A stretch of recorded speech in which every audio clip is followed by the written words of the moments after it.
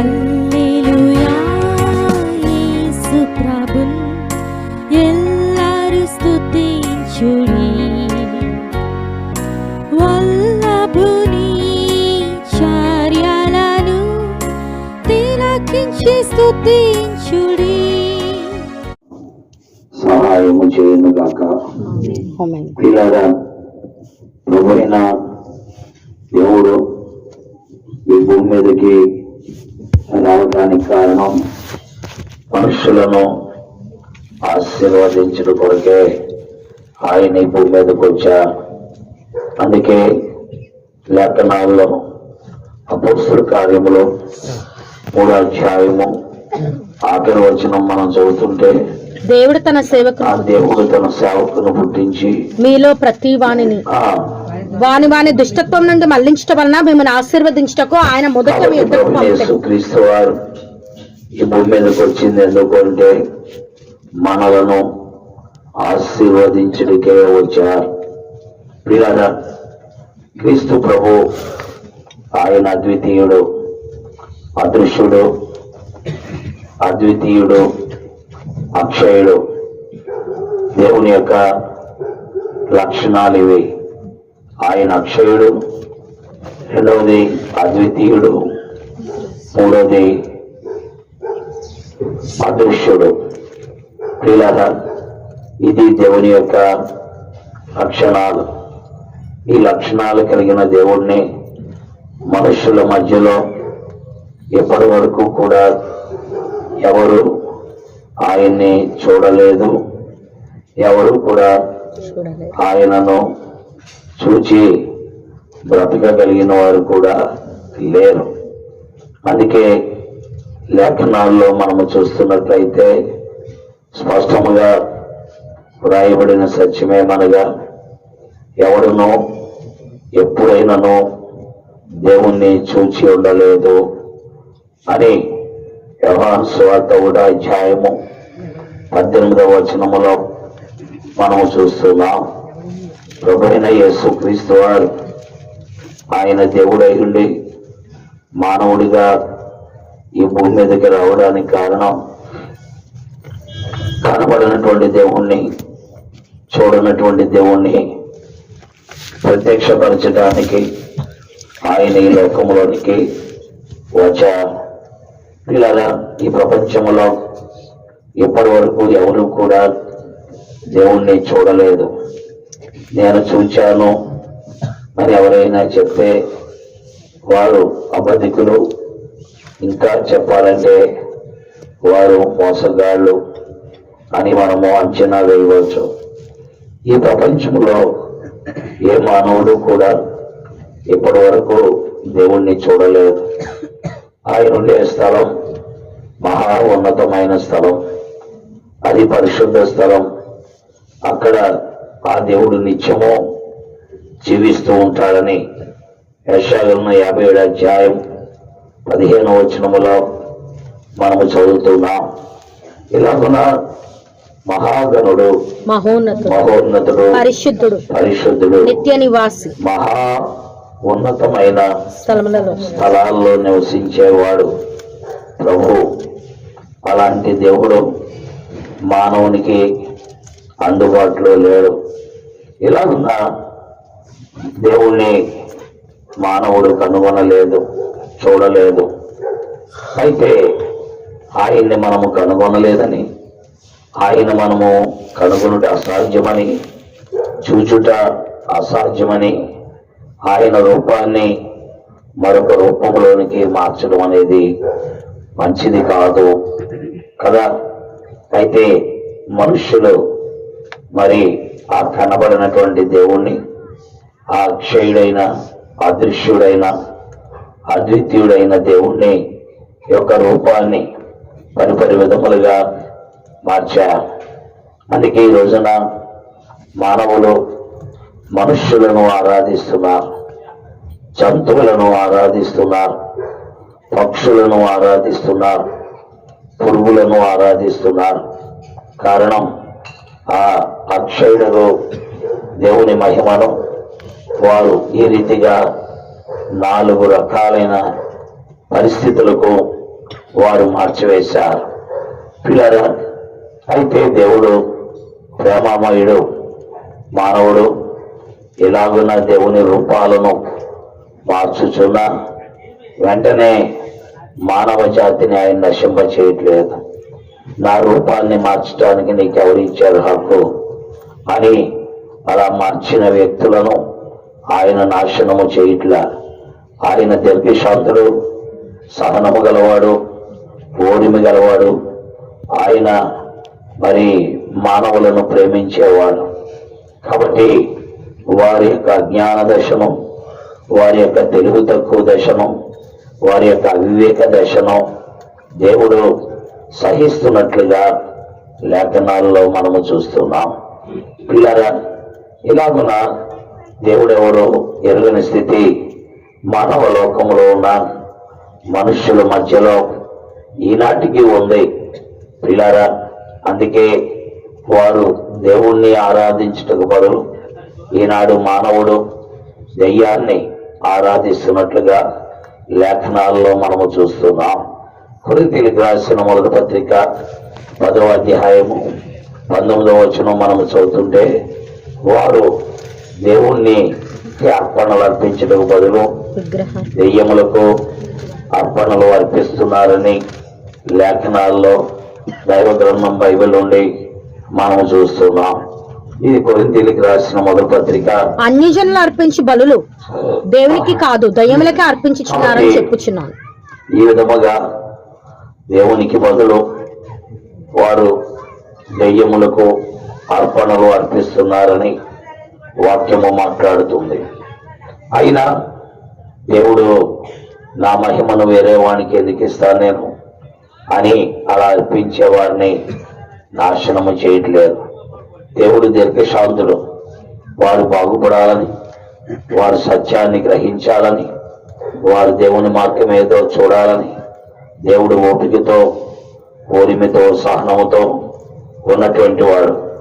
అందుకే ఆయన ఈ లోకములోనికి వచ్చి మరి మానవ జాతి, ఈ లోకంలో ఉన్న మానవ జాతి ఎడల సహనము, ఓరిమి ఆయన కలిగి ఉన్నట్లుగా మనము చూస్తూ ఉన్నాం. పిల్లరా, ఈ కారణాన్ని బట్టే దేవుడు మానవ రూపంలోనికి మారుట జరిగినది. అంటే దైవము మానవ రూపంలోనికి మారటానికి కారణం మనుషులకు ఆయన సహాయము చేయటానికే. ఆయన మానవ రూపంలోకి మారాడు. అలాంటప్పుడు మేము మాత్రం మానవులను పూజిస్తే పోయిందేమోనని నువ్వు అనుకున్నట్లయితే అది అజ్ఞానం అవుతుంది. పిల్లరా, దేవుడు మానవ రూపంలోకి మారినాడు. ఆయన మానవ రూపంలో ఉన్న దేవుడే కానీ మనుషుడు మాత్రం ఆయన కాదు. కాబట్టి అందుకే ఆయన చేసిన కార్యాలు అద్వితీయాలు, ఆయన చేసిన పనులు అద్వితీయాలు.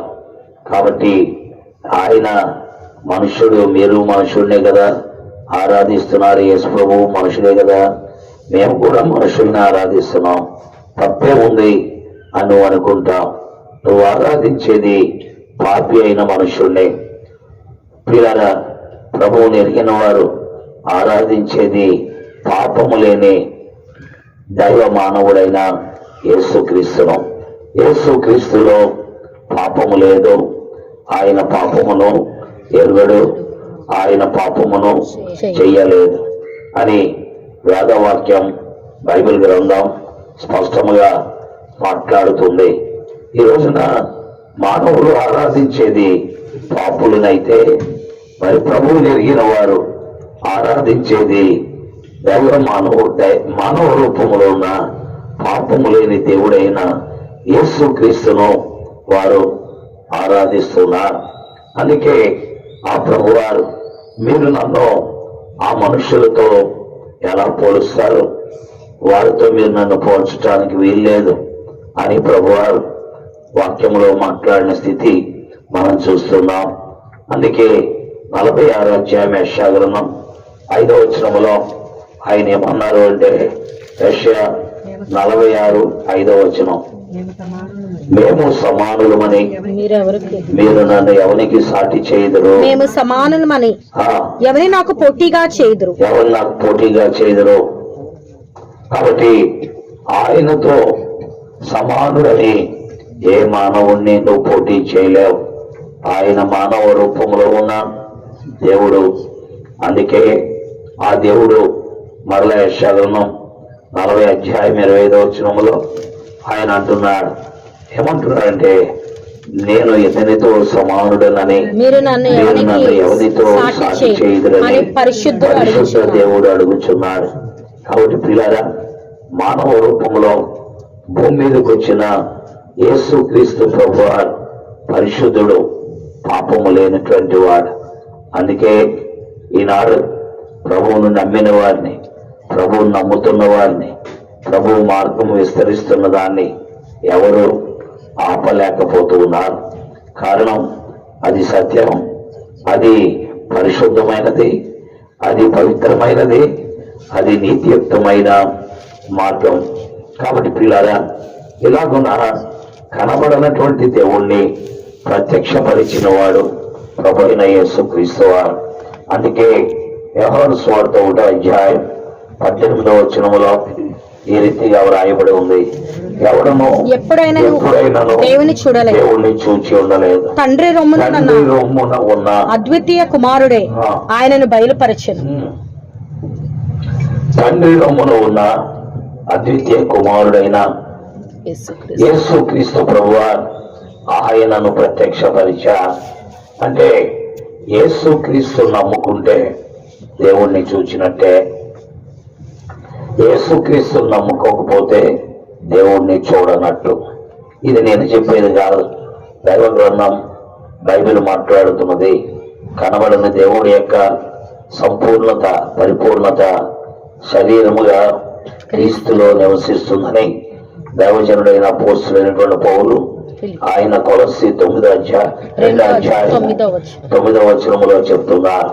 ఏమంటున్నారంటే, దేవత్వం యొక్క సర్వ పరిపూర్ణత శరీరముగా క్రీస్తులో నివసించుతున్నది.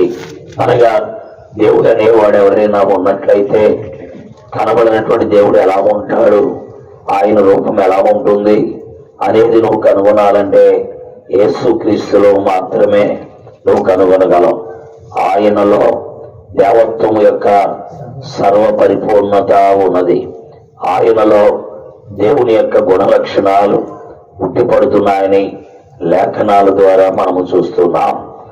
కాబట్టి యేసుక్రీస్తు మానవ జీవితంలో కనబడినటువంటి అదృశ్యుడైన, అద్వితీయుడైన, అక్షయుడైనటువంటి దేవుణ్ణి మానవునికి పరిచయం చేశారు. ఒకనొక సమయంలో ఆయన శిష్యులలో 2 ప్రశ్నలు వేశారు.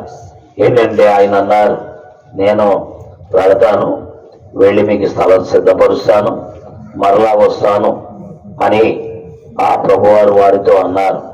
అప్పుడు ఒక ఆయన అన్నాడు, ఏమన్నాడంటే, నువ్వు వెళ్ళే మార్గం మాకెలా తెలుస్తుంది, మేము నీ వద్దకు రావాలంటే అని అన్నాడు. అదే యోహాను సువార్త 14:5-6 మనము చూస్తున్నందుకు దేవుని వాక్యముల 5వ వచనంలో ఏమన్నా అంటే, నీవు ఎక్కడికి వెళుచున్నావు మాకు తెలియదు, మీ ఎందుకు రావడానికి మార్గం ఎలా తెలుస్తుందని అడిగాడు. అప్పుడు యేసు ప్రభువారు ఈనాడు ప్రపంచాన్ని ఛాలెంజ్ చేస్తున్న మాట, ఈనాడు ప్రపంచంలో ప్రతి వ్యక్తిని సవాలు చేస్తున్న మాట, నేనే మార్గం, సత్యం, జీవం, నా ద్వారా తప్ప ఎవ్వరు దేవుని యొద్దకు చేరలేరు అని ఆయన స్పష్టపరిచారు. పిల్లరా, ఈ మాట చెప్పిన వారు ఈనాడు ప్రపంచంలో ఎవరు లేరు. ఒకవేళ ఉండుంటే ఈ మాట ప్రతి గోడ మీద, ప్రతి ముఖం మీద, ప్రతి నొసటి మీద, ప్రతి ఇంటి మీద రాసుండేవాళ్ళు. అయితే ఈనాడు ఎవరు ఇలాంటి వారు లేరు.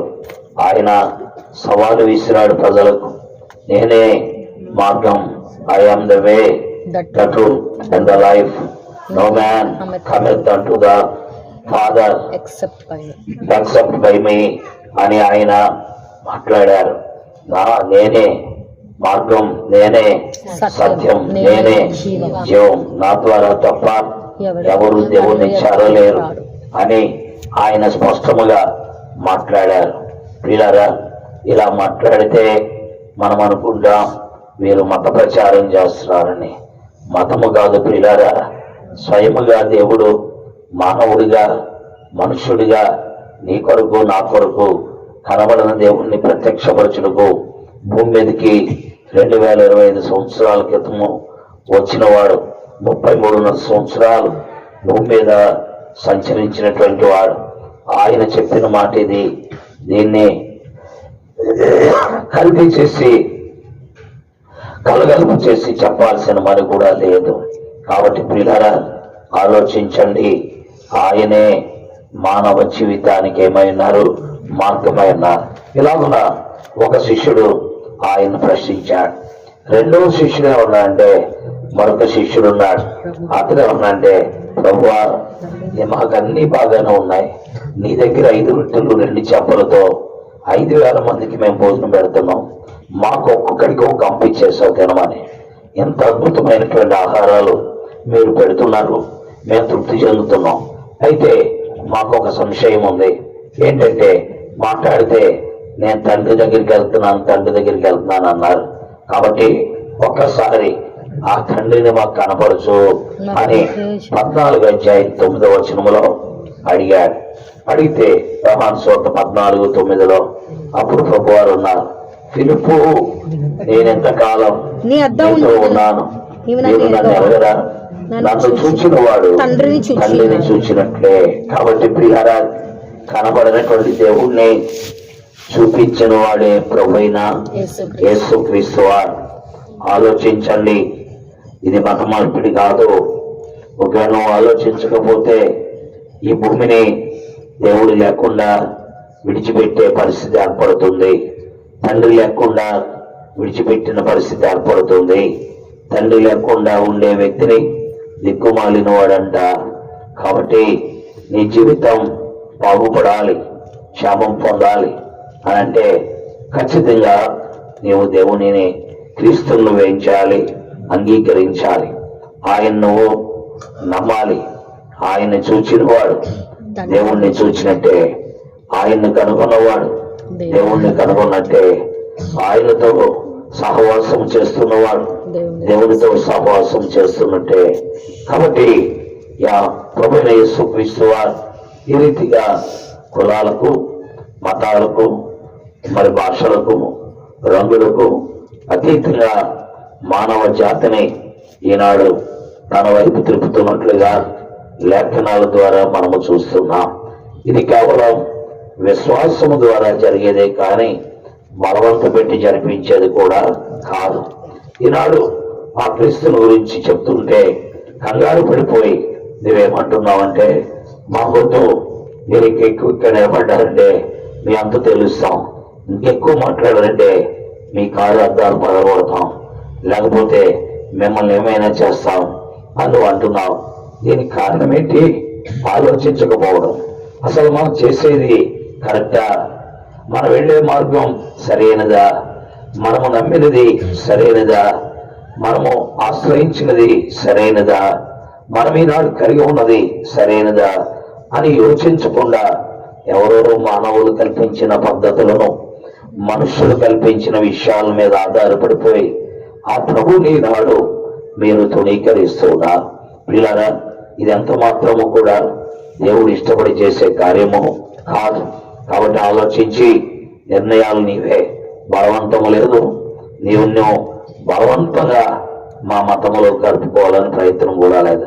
యేసుక్రీస్తు ప్రభువు బైబిల్ గ్రంథంలో ఎక్కడ కూడా నేను ఈ భూమి మీద క్రైస్తవ మతాన్ని స్థాపించడానికి వచ్చిన వాడని ఆయన బైబిల్లో ఎక్కడా చెప్పలేదు. పిల్లారా, ఇది మానవులైన మీరే ఆయన్ని నమ్మిన వారు క్రైస్తవ మతంలో ఉన్నారని పేరు పెట్టారే కానీ ఆయన ఏనాడు కూడా క్రైస్తవ మతమును స్థాపించడానికి వచ్చాను, మిగిలిన మతాల వారిని దీనిలో కలుపుకొని నా యొక్క బలాన్ని పెంచుకుందామని వచ్చాను అని ఆయన ఎక్కడా చెప్పలా. మీకు ఇష్టమైతే నమ్మండి, ఒకవేళ నన్ను కాదనుకుంటే దాని పర్యవసానాలు వేరుగా ఉంటాయి అని ఆయన మాట్లాడుతూ వచ్చారు. పిల్లరా, కాబట్టి గుర్తిద్దాం, ఆలోచిద్దాం. దేవుడు 2025 సంవత్సరాల క్రితం మానవుడిగా ఈ భూమి మీద ప్రత్యక్షమవడానికి కారణం కనబడినటువంటి దేవుణ్ణి మానవునికి చూపించడానికే ఆయన ఈ లోకంలోనికి వచ్చారు. పిల్లరా, ఆ దేవుణ్ణి కలుసుకోవాలి అంటే ఏం చేయాలి? రెండవది మనం గమనిస్తున్న సత్యం, ఆయన్ని కలుసుకోవడానికి మనకు దేవునికి మధ్య ఉన్న అడ్డుగోడలు తొలగించుకోవాలి. లేకపోతే మనము ఆయన్ని ఏం చేయలేం, కలవలేం. అందుకే లేఖనాల్లో రాయబడిన మాట ఏంటంటే, మీ దోషములు మీకును మీ దేవునికి అడ్డంగా వచ్చాయి, మీ పాపములు ఆయన ముఖాన్ని మీకు మరుగు చేస్తున్నాయి. కాబట్టి వాటిని తొలగించుకోవాలి. ఈ రోజున మానవుడు పాపాన్ని తొలగించుకోవడానికి ఎన్నో ప్రయత్నాలు, పిల్లారా, ఎన్నో రకాల ప్రయత్నాలు. ఎన్ని ప్రయత్నాలంటే తాను చేయని ప్రయత్నం ఒకటి కూడా లేకపోలేదు. ఏదో ఒక మంచి కార్యం చేసి దేవుడి ద్వారా మెప్పు పొందాలని ప్రయత్నిస్తున్నాం. అయితే మనం చేసే ఏ మంచి పని కూడా మన పాపాన్ని ఏం చేయలేదు, తొలగించలేదు. మన పాపం పోవాలి అంటే పిల్లల రక్తము చిందించబడాలని లేఖనములో ఉంది. హెబ్రీయులకు రాసిన పత్రిక 9వ అధ్యాయము 22వ వచనం మనం చూస్తుంటే, రక్తము చిందింపకుండా క్షమాపణ లేదు. అనగా దేవునికి మానవునికి మధ్య ఉన్న అడ్డుగోడలు తొలగిపోవు. కాబట్టి దేవునికి మానవునికి మధ్య ఉన్న అడ్డుగోడలు తొలగిపోవాలంటే మానవ రూపంలో ప్రత్యక్షమైన దేవుడు సర్వలోకములో ఉన్న మానవ పాప పరిహారార్థమై లోక పాపమును మోసుకొని పోయే దేవుని గొర్రె పిల్లగా ఆ సిలువలో నిలవకొయ్య అండకొయ్యపై ఆయన యజ్ఞం అవ్వాలి, ఆయన బలిపశు అవ్వాలి. అప్పుడే మానవ పాపానికి పరిహారము కలుగుతుంది. అనగా దేవునికి మానవునికి మధ్య ఉన్న అడ్డుగోడలు తొలగిపోవడానికి అవకాశం ఉంది. ఇవి తొలగించుకోవడానికి నువ్వే పని చేసినా తొలగించబడలేవు. ఆలోచించుకో. అన్నదానం చేసినా, భూదానం చేసినా, వస్త్రదానం చేసినా, లేక మరి అదే అనేక మంది విద్యార్థులకు మరి ఉపకార వేతనాలు ఇచ్చిన, మరి లైబ్రరీస్ మనము మరి ఏర్పాటు చేసిన, వసతి గృహాలు మనం ఏర్పాటు చేసిన, మానవుని యొక్క పాపము నుండి మానవుడు ఏం చేయలేడు, విడుదల పొందలేడు. కాబట్టి ప్రియా స్నేహితులారా, ఈ విషయాన్ని మనం గ్రహించాలి. ఇక్కడే సుబ్రహ్మణ్యం కాలనీలో ఉన్న మరి ఆ యొక్క వసతి గృహం ఉండేది. దాదాపు 400 మంది అందులో భోజనం చేసేవారు. ఆ వసతి గృహానికి స్పాన్సర్ ఎవరు అంటే ఆయన పేరు ఏదో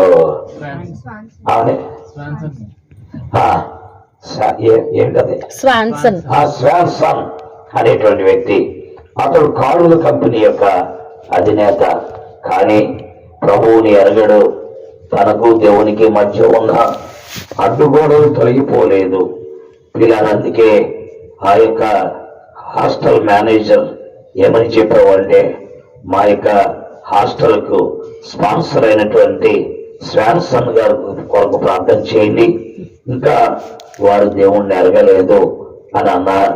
పిల్లరా, 400 మందికి భోజనం పెట్టినోడికి పాపం తొలగిపోలేదట. కారణం క్రీస్తుకు దేవునికి తనకు మధ్య ఉన్న అడ్డుగోడలు తొలగించుకోవడానికి తను తాను ఉపేక్షించుకుని తన సిలువని ఎత్తుకుని యేసు క్రీస్తు నమ్ముటలో అతను ఏమైపోయాడు, తప్పిపోయాడు. ఇలాంటి వారు ఒక్కరు కాదు, ఎంతో మంది ఉన్నారు. ప్రియా స్నేహితులారా, స్టాన్ఫోర్డ్ యూనివర్సిటీలో చదువుకున్నటువంటి స్టీవ్ జాబ్స్ అనేటువంటి వ్యక్తి ఉన్నారు. ఈ స్టీవ్ జాబ్స్ అనేటువంటి వ్యక్తి పిల్లల స్టాన్ఫోర్డ్ యూనివర్సిటీ స్టూడెంట్. అందుకనే అతన్ని మరి కాన్వొకేషన్ కి ఆహ్వానించారు. అంటే ఉత్సవ రంగానికి ఆహ్వానించారు. అప్పుడు ఆ యొక్క మరి స్టీవ్ జాబ్స్ స్టాన్ఫోర్డ్ యూనివర్సిటీకి వచ్చి ఆయన మాట్లాడుతూ వచ్చాడు. పిల్లల అప్పటికే అతడు క్యాన్సర్ అనేటువంటి వ్యాధితో మరి చాలా ఇబ్బంది పడుతూ ఉన్నాడు. అతడు ఈ ప్రపంచంలో యాపిల్ ఫోన్, యాపిల్ ఐప్యాడ్, యాపిల్కి సంబంధించిన ప్రతి వస్తువును కనిపెట్టిన వాడు ఎవరంటే స్టీవ్ జాబ్స్. అయితే అతడు చనిపోక ముందు క్రీస్తుతో సంబంధం ఏర్పరచుకోనలేదు. పిల్లరా, క్యాన్సర్ వ్యాధితో ఈ లోకాన్ని విడిచిపెట్టారు. కాబట్టి క్రైస్తవులైనా క్రైస్తవేతరులైనా పిల్లరా, దేవుని యొద్దకు వచ్చిన వారైనా దేవుని యొద్దకు రాని వారైనా మీకు దేవునికి మధ్య ఉన్న అడ్డుగోడలు తొలగిపోవాలి అంటే ప్రభువైన యేసు క్రీస్తు వారు శిలువలో చిందించిన రక్తములో నీ పాపాన్ని ఏం చేయాలి? కడుక్కోవాలి. పిల్లారా, మరి ఎవని వలన మానవ పాపానికి పరిహారము లేదు, మరి ఎవని వలన మానవాత్మకు రక్షణ లేదు, మరి ఎవని వలన మానవాత్మకు మోక్షము లేదు. ఆకాశము క్రింద మనుషుల్లో ఇవిడిన ఏ నామము ద్వారా కూడా ఈ ప్రక్రియ జరగదు. ఇది కేవలం ప్రభువైన యేసుక్రీస్తు ప్రభువారి ద్వారా మాత్రమే జరుగుతుందని అపోస్తలుల కార్యములు 4వ అధ్యాయం 12వ వచనములో చదువుతున్నాం. పిల్లారా, అందుకే ఆ క్రీస్తు ప్రభు ఈ భూమి మీదకి ఇంకా రాకముందే ఆయనను గురించి ఒక దేవదూత ఏమని చెప్పిందంటే, తన ప్రజలను వారి పాపముల నుండి ఆయనే రక్షించును గనుక ఆయన పేరు యేసు. కాబట్టి ప్రియారా, మానవ పాపము అనగా దేవునికి మానవునికి మధ్య ఉన్న అడ్డులు తొలగిపోవాలంటే క్రీస్తు ప్రభువు దగ్గరికి రావాలి. ఆ క్రీస్తు ప్రభువుని మీరు నమ్మాలి. అలాగున కనబడని దేవుణ్ణి మీరు చూడగలరు. ఆలోచించండి. అందుకే ఆయన నమ్మిన అపోస్తులైన పౌలు ఒక మాట అన్నారు. ఏమన్నారంటే, దేవుడు ఒక్కడే, దేవునికి మానవులకు మధ్యవర్తి ఒక్కడే, ఆయనే ప్రభు అయిన యేసుక్రీస్తు. కాబట్టి పిల్లారా, ఈనాడు ప్రపంచంలో దేవుడు ఒక్కడే, మానవులైన మనకు తండ్రి ఒక్కడే ఉంటాడు. ఒకవేళ నువ్వు గనక మరి బ్యాంక్కి వెళ్ళి 2 తండ్రుల పేర్లు చెప్పావు అనుకో, అడిగి మతిపోయి వాడు మూర్చపోయి ఏం చేస్తాడంటే, అయ్యా నీకు మాత్రం ఈ ప్రపంచంలో ఎవడు అకౌంట్ ఓపెన్ చేయడం అంటాడు. ఎందుకు అంటే నువ్వు 2 పేర్లు చెప్పావు. మీ నాన్నగారి పేరు ఏంటంటే సుబ్బారావు, మరల వెంకట్రావు అన్నా. అప్పుడు ఆ బ్యాంక్ మేనేజరు అక్కడ ఉండే క్యాషియర్ ఏమంటారంటే, నీకు ఈ ప్రపంచంలో ఏ బ్యాంకులో కూడా నీకు అకౌంట్ ఏం చేయరు, ఓపెన్ చేయరు. ఎందుకంటే తండ్రి ఒక్కడే. పిల్లరా, అలాగే ఈ భూమి మీద మానవ జాతికి దేవుడు ఒక్కడే. దేవుణ్ణి కనబడిన దేవుణ్ణి చూపించడానికి మానవ రూపంలో భూమి మీదకి వచ్చిన వాడు ప్రభు అయిన యేసుక్రీస్తు వారు. కాబట్టి ఆయన మానవులకు దేవునికి మధ్య వర్తి. కాబట్టి పిల్లారా, ఆలోచన is a mediator between man and God, invisible God. కాబట్టి ఆలోచించి నిర్ణయాలు చేద్దాం. నీ పాప పరిహారకుడు యేసుక్రీస్తు తప్ప ఎవ్వరూ లేరు. ఆలోచించుకుందాం. ఇది మత మార్పిడి కాదు. ఆలోచించి నిర్ణయాలు నీవే. దేవుని వాక్యములో మనము చూస్తున్నాం. పిల్లరా, మానవ జాతిని ఈ భూమి మీద ఆశీర్వదించుట కొరకై వచ్చిన వాడు ప్రభు అయిన యేసుక్రీస్తు. అందుకే వాక్యములో మనం చదివాం. అపోస్తలుల కార్యము 3వ అధ్యాయం ఆఖరి వచనం, దేవుడు తన సేవకును పుట్టించి మీరు ప్రతి వాని దుష్టత్వం నుండి మిమ్మల్ని ఆశీర్వదించుటకి ఆయన ఈ భూమి మీదకి వచ్చాడు. యేసు ప్రభు 2025 సంవత్సరాల క్రితం ఈ భూమి మీదకి రావడానికి కారణం నీవు ఆశీర్వదించబడటానికి. పిల్లరా, మానవులైన మనం శాపగ్రస్తులం, శాపములో ఉన్నటువంటి వారు. శాపగ్రస్తులమైన మనలను ఆశీర్వాదంగా మార్చడానికి ఈ భూమి మీదకి వచ్చిన వాడే ప్రభువైన యేసుక్రీస్తు వారు. అందుకే గలతీయులకు రాసిన పత్రిక 3వ అధ్యాయం 14వ వచనంలో ఈ రీతిగా వ్రాయబడి ఉంది. ఏమంటారంటే దేవుని వాక్యములో స్పష్టంగా ఉంది, చదవగా ప్రయత్నించండి. క్రీస్తు మన కోసం శాపమై, చూసారా, క్రీస్తు మన కోసం శాపమై మనల్ని ధర్మశాస్త్రం యొక్క శాపం నుండి విమోచించెను. ధర్మశాస్త్రం యొక్క శాపము నుండి విమోచించెను. ఇందును గూర్చి శాపమై ఉన్నటువంటి వాడు మ్రాను మీద వేలాడాలి. ఈ రోజున నీకు ఆశీర్వాదం ఇవ్వాలంటే సిలువ మీద వేలాడాలి. అలా వేలాడిన వాడు యేసుక్రీస్తు ప్రభువారు ఒక్కడే. పిల్లారా, ఈ ప్రపంచంలో దేవుళ్ళని పేరు పెట్టబడిన వారు ఎవరు కూడా సిలువ పైన వేలాడిన వారు లేరు. అందుకే ఆయన మాత్రమే మానవ జాతికి ఆశీర్వాదాన్ని ఇవ్వగలడు. కాబట్టి లేఖనాల్లో మనం చూస్తున్న సత్యమేమనగా ఆయన మిమ్మల్ని ఆశీర్వదించుడికే ఈ భూమి మీదకి పంపబడ్డాడు అని లేఖనాల్లో చదువుతున్నాం. అలాగే పేతురు రాసిన మొదటి పత్రిక 3వ అధ్యాయం 9వ వచనం మనం చూస్తున్నాం. ఏం రాయబడింది? దేవుడు ఆశీర్వాదము కొరకే. చూసారా, కరెక్ట్గా చదవండి. అది ఆశీర్వాదములకు వారసులవుటకు. కాబట్టి యేసు ప్రభువు నాడు మానవ జాతిని పిలుస్తున్నది దేని కొరకంటే ఆశీర్వాదానికి వారసులు అవడానికి. ఈనాడు క్రీస్తును కలిగి ఉండుట, క్రీస్తుతో సహవాసము చేయుట, క్రీస్తును వెంబడించుట మానవ జీవితానికి ఆశీర్వాదం. అంటే దేవుణ్ణి తెలుసుకోవడమే మానవుడికి పెద్ద ఆశీర్వాదం. ఈ భౌతికంగా ఈ భూమి మీద దేవుడు అన్ని ఇచ్చాడు అనుకోండి, దేవుడికి స్తోత్రం. కాబట్టి పిల్లారా, వాక్య ప్రకారం మనం చూస్తున్నాం. అపోస్తలుడైనటువంటి పేతురు మాట్లాడుతూ అంటే మీరు ఆశీర్వాదములకు పిలువబడితే.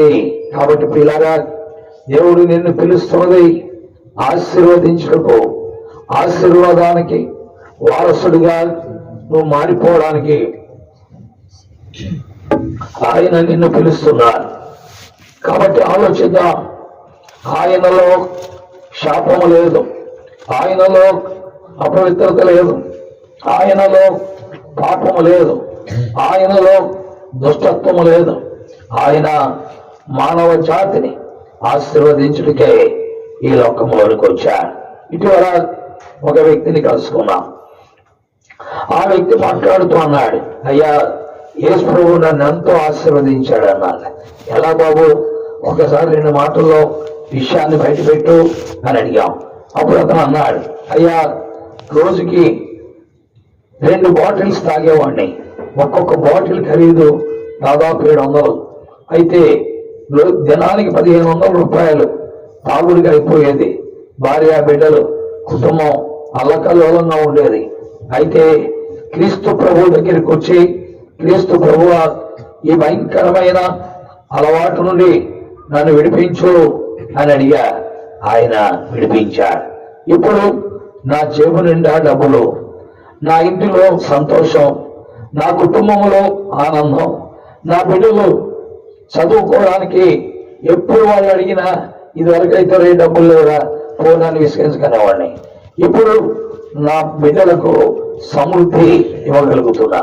ప్రియా స్నేహితులారా, యేసుక్రీస్తు మన వ్యసనాల నుండి విడిపించి మనల్ని ఆశీర్వదించుడికే ఆయన ఈ లోకంలోనికి వచ్చారు. ప్రియులారా, ఎంత అద్భుతం! ఈనాడు మనుషులైన వారు ఎంతో దీవించబడుతున్నారు, ఆశీర్వదించబడుతున్నారు, క్షేమాన్ని అనుభవిస్తున్నారు. కారణం ఏంటంటే ఆ క్రీస్తు ప్రభు దగ్గరికి వారు రావటం ద్వారా వ్యర్థమైన ఖర్చులు లేవు, వ్యర్థమైన దాని మీద మనసు పెట్టేది లేదు, వ్యర్థమైన వాడి జోలికి వెళ్ళేది లేదు. అని 24:4 చదువుతున్నాం. ఏమన్నాడు? వ్యర్థమైన దాని యందు మనస్సు పెట్టక మనస్సు పెట్టక కపటముగా ప్రమాణము చేయి నిర్దోషమైన చేతులు శుద్ధ హృదయము కలిగి వాడే ఆ పరిశుద్ధ పర్వతం అనవసరమైన దానిలో చేపెట్టి నాకున్నదంతా ఏర్పరచుకుని ఎందుకు పనికిరాని వాడిగా మారిపోకుండా ఉన్నట్లు దేవుడు నాకు సహాయం చేస్తున్నాడు. పిల్లారా, యేసు క్రీస్తు ప్రభువారు ఆ రీతిగా ఈనాడు ఎంతో మందిని మేలు చేస్తున్నాడు. ఆయన అన్నాడు, అయ్యా దేవుడు నన్ను మార్చాడండి. అప్పుడు ఒక ఇల్లు కట్టా, నా కొడుకుని IITలో చదివించా, నా కూతుర్ని ఇంజనీరింగ్ చదివించా. ఎంతో నేను ఈ అలవాట్ల నుండి ఆ క్రీస్తు ప్రభు నన్ను బయటికి తేవడం ద్వారా నేను ఎంతో సమృద్ధి కలిగి ఉన్నా. పిల్లరా, కాబట్టి ఈ రోజున యేసు క్రీస్తు మనల్ని ఆశీర్వదించుడికి ఆయన ఈ లోకంలోనికి వచ్చాడు. అందుకే పేతురు రాసిన మొదటి పత్రిక 3:9 మనం చదువుతున్నాం. ఏం రాబడిందంటే వారసుడికి మీరు పిలవబడితే గాని కాబట్టి కీడు పొందడానికి మీరు పిలవలేదు. కాబట్టి పిల్లరా, ఈ రోజు నీకు ఆశీర్వాదం కావాలి అంటే ఆ ప్రభు దగ్గరికి రా. లేని పక్షంలో నీవు సంపాదించినది చిల్లు సంచిలో వేసినట్టుగా అయిపోతుంది. చిల్లు సంచిలో వేసినట్టుగా అయిపోతుంది. యేసు ప్రభువును కాదనుకున్న జీవితాల్లో వారు సంపాదించినది చిల్లు సంచిలో వేసినట్టుగా అయిపోయినట్టు హగ్గై గ్రంథం 1:5, 6, 7, 8 వచనాల్లో మనం చూస్తున్నాం. ఆ ప్రభు వారు మాట్లాడుతున్నారు.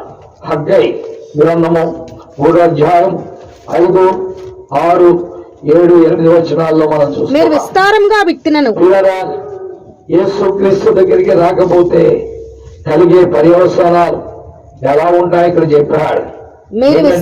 మీరు విస్తారంగా విత్తినను కప్పుకున్న చలాగట్లా, పనివారు కష్టము చేసి ఆకలి తీరట్లా, మీరు పానం చేసిన దాహము తీరట్లా, పనివారు కష్టము చేసి జీతము సంపాదించినది జీతము చినిగిపోయిన సంచిలో వేసినట్టుగా ఉన్నది.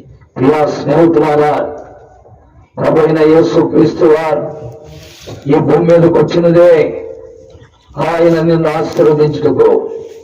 నువ్వు సంపాదించిన చిల్లు సంచిలో పడకుండా నీవు తృప్తి కలిగి ఉండటానికి, సంతోషము కలిగి ఉండడానికి, ఆనందము కలిగి ఉండటానికి 2025 సంవత్సరాల క్రితం ఆ దేవుడు ఈ భూమి మీదకి మానవుడిగా వచ్చాడు. ప్రియా స్నేహితులారా, ఆలోచిద్దాం. ప్రభు అయిన యేసు క్రీస్తు వారు అందరికీ ప్రభువే.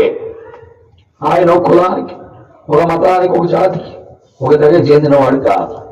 ప్రియారా, నన్ను ఎందరు అంగీకరిస్తారో వారందరికీ అనగా ఆయన నామందు విశ్వాసం ఉంచిన వారికి దేవుని పిల్లలై అధికారం అనుగ్రహించారు. ఇది యోహాను సువార్త 1:12 లేఖనాల్లో మనం చూస్తున్నాం. కాబట్టి ఈ రాత్రి నువ్వు దేవుణ్ణి చూడాలన్నా, ఈ రాత్రి దేవునికి నీకు మధ్య ఉన్న అడ్డుగోడలు పోవాలన్నా, ఈ రాత్రి దేవుని ద్వారా నువ్వు ఆశీర్వదించబడాలన్నా నీకు ప్రత్యామ్నాయం యేసు క్రీస్తు ఒక్కడే, ఇంకెవరు కూడా భూమి మీద లేరు. అందుకే ఆయన నాకు వేరుగా ఉండి మీరేమి కూడా చెయ్యలేరు అని అన్నారు. కాబట్టి ఆలోచిద్దాం. దేవుడే మన విషయమై సహాయం చేస్తాడు. ఈ సత్యాన్ని ఎరిగిన ఒక మహారాజు, ఒక దేశాన్ని పరిపాలిస్తున్న రాజు, మన దేశాన్ని పరిపాలిస్తున్న రాజు మోడీ గారు కదా. అలాగే ఒక దేశాన్ని పరిపాలిస్తున్న రాజు ఏం కోరుకున్నాడంటే, నా కుటుంబం నిత్యము నీ సన్నిధిని ఉండాలి. 7వ అధ్యాయం సమూయేలు 2వ గ్రంథం 7వ అధ్యాయము మరి 29 వచనాలు మనం చూస్తుంటే, యెహోవా నా ప్రభువా మేలు దయచేయుదునని చూసారా, నన్ను ఆశీర్వదిస్తానని నీ దాసుడే నాకు సెలవిచ్చితివే. నీ దేవుడవు కనుక నీ మాట సత్యం. దేవుడు అబద్ధం ఆడుటకు మానవుడు కాదు. పశ్చాత్తాపడటానికి నరుడు కాదు. ఆయన చెప్తే చేస్తాడు, మాట ఇస్తే నెరవేరుస్తాడు. కాబట్టి నీ మాట సత్యం. దయచేసి నీ దాసులైన నా కుటుంబం నిత్యము నీ సన్నిధిని నీ దాసుడనైన నా కుటుంబం నిత్యము నీ సన్నిధిని ఉండునట్లుగా నీ సన్నిధిని ఉండునట్లు దానిని ఆశీర్వదించు. యెహోవా నా ప్రభువా, యేసుక్రీస్తు ప్రభువారిలో సమస్తము ఉన్న ఆయన ఎరిగినటువంటి ఆ మహారాజు, నేను, నా కుటుంబం, నా ప్రజలు అందరూ నీ అందే ఉండాలి. ప్రియా స్నేహితులారా, ఆలోచన చేద్దాం. యేసుక్రీస్తు అందరికీ కావలసిన వాడు, ఆయన అందరికీ సహాయకుడు. ఒక నిర్ణయం నీదే, బలవంతం లేదు. నీ నిర్ణయాన్ని బట్టి నీ గమ్యం ఆధారపడి ఉంటుంది. కాబట్టి నీ యొక్క తీర్మానం నీ యొక్క గమ్యాన్ని శాసిస్తుంది. ఈ రాత్రి నీ తీర్మానమే దేవుని ఎదురు చేరేటువంటి గమ్యాన్ని శాసిస్తుందని నువ్వు గమనించాలి. నిన్నెవరూ బలవంత పెట్టరు. మాలో క్రమాన్ని నిన్ను బలవంత పెట్టట్లేదయ్యా. మీరు ఇష్టపూర్వకంగా విశ్వాసముతో దేవుణ్ణి వెంబడించే ప్రక్రియే ఈ యొక్క యేసుక్రీస్తు ప్రభువారు. నిర్ణయాలు చేద్దాం, ఆలోచిద్దాం, తీర్మానాలు చేద్దాం, ప్రభువుకు అప్పగించుకుందాం. ప్రభువారు తన వాక్యమును మన గ్రహింపులోకి తెచ్చి ఆయనను వెంబడించినట్లుగా మనందరికీ వాక్యమైన వారికి సహాయము చేయను కాక. ఆమేన్. ప్రార్థిస్తాం.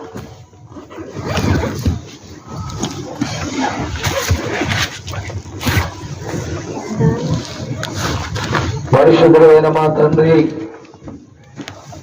ప్రేమ కలిగినటువంటి మా దేవా, మీరు విడుదల చేస్తూ వచ్చిన మీ వాక్కు ప్రజల మధ్యలో ముద్రించి వారి హృదయాల్లో నిన్ను కూర్చున్న ఆలోచన కలిగి నిన్ను వెంబడించుటకు సహాయం చేయండి. నీకు వేరుగా వెళ్ళే ఏ వ్యక్తి కానీ ఏ కుటుంబం కానీ మేలు అనుభవించలేదు. ఈ సత్యాలు ప్రజలు గ్రహించి నీ అందు విశ్వసించుటకు, నిన్ను వెంబడించుటకు ప్రజలకు సహాయం చేయండి. పరిశుద్ధాత్మ దేవ, విడుదలైన ప్రతి మాట ప్రజల హృదయాల్లో ఆలోచింపజేసేదిగా, నీ తట్టు తిప్పేదిగా, నీలో నిలిపేదిగా, తద్వారా అద్వితీయుడు, అక్షరుడు, అదృశ్యుడైన దేవుణ్ణి కలుసుకునేటట్లు చేసేదిగా మీరు వారిని ఆశీర్వదించండి. అలాంటి కార్యమును జరిగించండి. సహోదరుడు మొదగిరి శాంసన్, పావని కుమారుడు శామ్యుయల్, మరి పాప కొరకు మీకు వందనాలు. కుటుంబాలను మీరు దీవించి ఆస్వాదించండి. తండ్రి, ఇక్కడ కూర్చున్న యవనస్తులు ప్రతి వ్యక్తి కూడా మరి శామ్యుయల్ను చూచి మరి తాను ఎంతో చక్కగా సెటిల్ అయ్యాడు, మేము కూడా అలాగవ్వాలి అనే దృక్పథం ప్రతి బిడ్డ కలుగు చేయండి. అలాంటి ఆసక్తితో మాదిరి కలిగి ఉండే జీవితం బిడ్డలకు సహాయం చేయండి. ఈ వాక్యమును ముద్రించండి, కార్యమును జరిగించండి. మీరే మహిమ, ఘనత, ప్రభావాలు పొందండి. మీ చేతులకు సమర్పిస్తూ విస్తారమైన కృపను దయను కోరుకుంటూ నన్ను కూడా మీరు జ్ఞాపకం చేసుకుని కొంత ఎందుకో సడన్ గా బలహీనపడ్డాం, అయితే మరలా నూతన పరిచారు. మీకు స్తోత్రాలు, వందనాలు, కృతజ్ఞతాస్తుతులు చెల్లిస్తున్నాను. నేను ఎప్పుడు బలహీనుడను అప్పుడే బలవంతుడను.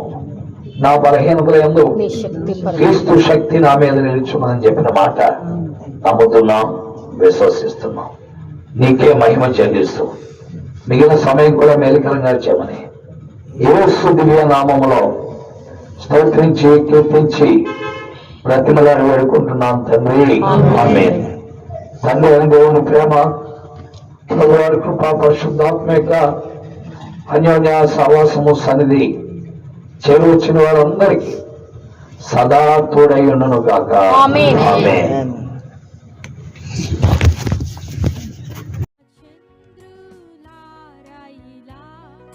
దేవుని స్తుతించుడి,